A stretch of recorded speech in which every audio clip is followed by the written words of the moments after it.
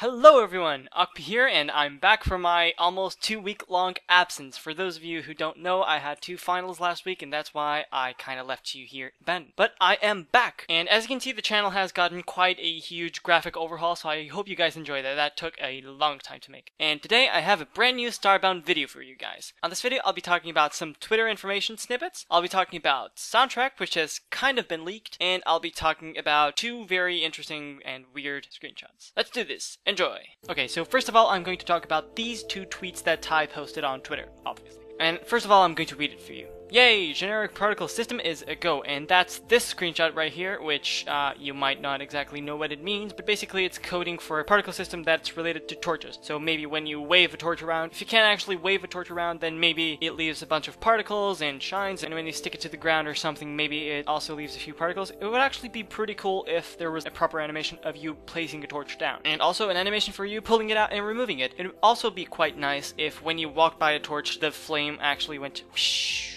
and flickered a bit and almost simmer down. And actually, you could potentially put torches down if you went really blazing fast by them. So probably not in the game, but that would be interesting. The other tweet says this: Starbound can easily handle more than 10,000 particles on screen with 0 frame rate drop. Now, if you're concerned about specs, right from the beginning of the development process, Ty and the developers said that they were testing Starbound on several different systems, and I think they were also testing it on Windows XP on just average and regular computers. So don't worry too much about tweets like this. The power of optimizing is incredible. I don't exactly know why they would need more than 10,000 particles on screen, but maybe this game is more particle-tastic than one would expect. Moving on to the next pair of tweets, there won't be any social media integration, don't worry. So far it seems good chat, friends list, easy server entry, and voice chat are at the top of the list. So this is probably what you can expect for social features on Starbound. The fact that you can have a friends list in-game might point to a non-Steam release, or just covering themselves for the possibility of not having a Steam release, but regardless, that could be quite helpful. So if you're trying to find a friend of yours on a server, then instead of searching for the server or doing a bunch of stuff, then you can just see what friends of you are playing and what server they are on. They are on any server. Having voice chat inside a game, I think, is kind of weird. I'm not sure exactly how that would work. And also, there's not going to be any social media integration. If you've played Sword and Sorcery Super Brothers EP, which is a fantastic game, whenever there was an important dialogue, or really not important dialogue, whenever there was a notification of some sort, you could actually tweet it, and it would serve as some sort of you keeping record of stuff or maintaining a diary, things like that. Apparently, there's not going to be any of it on Starbound. What would you guys think if there was some sort of hub that players could chill in online? So imagine there was a common space station where all players could just chill there, and they could actually enter servers by just entering different rooms on the space station. How would you guys feel about that? Sort of like an MMORPG type thingy. The following 2 tweets are more like generic game information that I might have not mentioned yet or something. So this is the first one. Difficulty will scale with the number of people on the planet.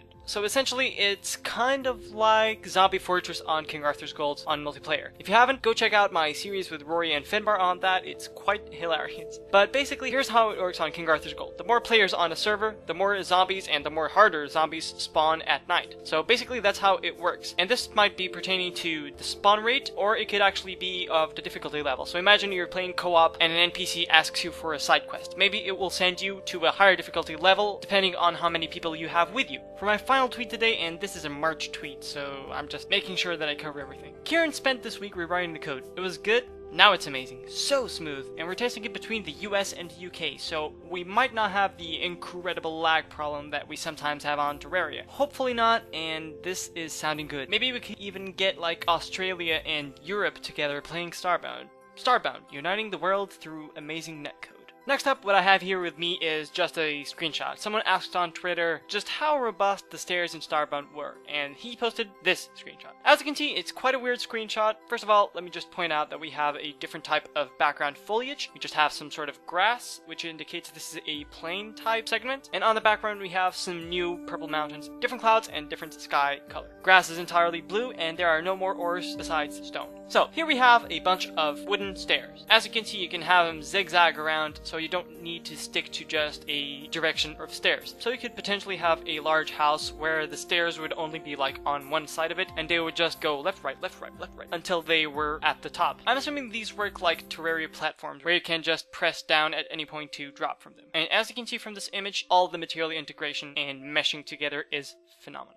Next up, we have something that some of you guys have already found out, because this is related to music in Starbound. So basically, some internet super sleuths found Curtis Schweitzer's SoundCloud page. This gentleman is the artist for the soundtrack, and he's been responsible for basically every piece of music that we've listened from Starbound. Some people have found his SoundCloud page, so now you can actually listen to 10 samples of music from the game. Bear in mind, these are pre-alpha tracks, so they're not complete yet. So they still represent mild spoilers, but have at it. The music in this video is actually from those 10 samples of music. So yes, you've been inadvertently spoiled. I'm sorry. Next up, we have a very interesting pixel art image that Ty posted on his Twitter page. Legris, or Legris, made it, and I'm not sure exactly if this is actually from Starbound. The girl in the image actually seems to have some sort of spacesuit. You can see on this image that, apart from its whole monochromatism theme going on, there are some flowers throughout the floor, there's a weird crying frog, and there's a yellowish sky. If it is from Starbound, it's awesome. This actually led me thinking, if Starbound is going to have a story, it might have cutscenes. If you guys remember, on my first discussing Starbound video, I have that image of the slime pointing a gun at people saying, "Give me all your pixels!" So maybe the game has that type of cutscenes, which in 3D lingo would be in-game cutscenes, but maybe, like Castlevania on the Super NES or Genesis games, maybe there are cutscenes that are actually made out of pixel art, like this, with text going by and very basic animations, which would equivalent to the CGI cutscenes on 3D games. And I think that would actually be very interesting if the game had these really detailed pixel art moments for you to just absorb some part of the story of the game, some important event or something like that, or maybe even as a special cutscene, or to introduce bosses or mobs before you fight them or when you capture them, something like that. And finally, this is the last screenshot. I have absolutely nothing to say about it other than Kieran thought it would be funny to make it rain fish. What I can say about this screenshot is that maybe there's a minigame like Ocarina of Time where you can actually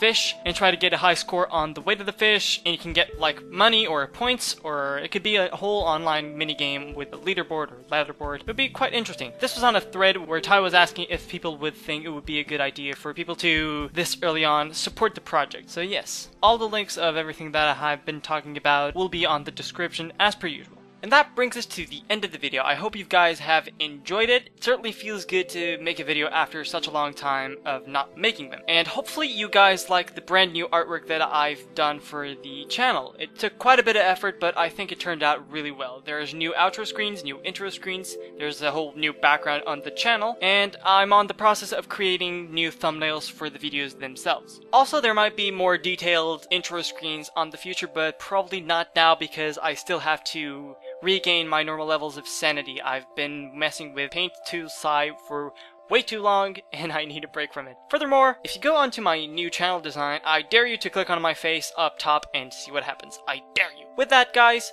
thank you for watching. Make sure to check out these two videos that are on your screen on this beautiful new outro screen. I'm actually really proud of how it turns out. That's why I can call it beautiful. And I'll see you on my next video. As always, guys, it's been a pleasure talking to you, and I'll see you next time. Goodbye!